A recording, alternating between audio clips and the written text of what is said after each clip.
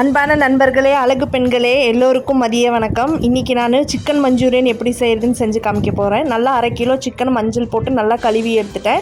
அது கூட 1 ஸ்பூன் மிளகாய் தூள், அடுத்தது 2 ஸ்பூன் கார்ன்ஃப்ளவர், அடுத்தது 1 ஸ்பூன் அரிசி மாவு, அப்புறம் 1 ஸ்பூன் இஞ்சி பூண்டு பேஸ்ட்டு, கொஞ்சம் உப்பு போட்டு நல்லா பரட்டி 1/2 மணி நேரம் ஊற வச்சுக்கோங்க. 1/2 மணி நேரம் கழித்து இதே மாதிரி சில்லி சிக்கன் போடுற மாதிரி எண்ணெயில் போட்டு நல்லா பொரிச்சு எடுத்துக்கோங்க. ஒட்டுக்காக போடாதீங்க, தனித்தனியாக போடுங்க.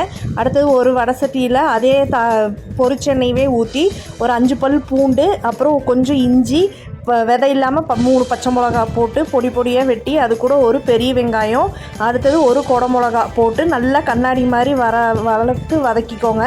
அடுத்தது 1 spoon soya sauce, 1 spoon chilli sauce, 1 spoon tomato sauce, இந்த 3 ஊற்றி நல்லா பரட்டிக்கோங்க. இது கொஞ்சம் கெட்டியாகும், அதனால் கொஞ்சம் 1/4 டம்ளர் தண்ணி ஊற்றி, அடுத்தது 1 ஸ்பூன் கார்ன்ஃப்ளவர் போட்டு அது கூட கொஞ்சம் தண்ணி ஊற்றி நல்லா தண்ணி மாதிரி பாருங்கள், இது மாதிரி நல்லா ஊற்றிக்கோங்க.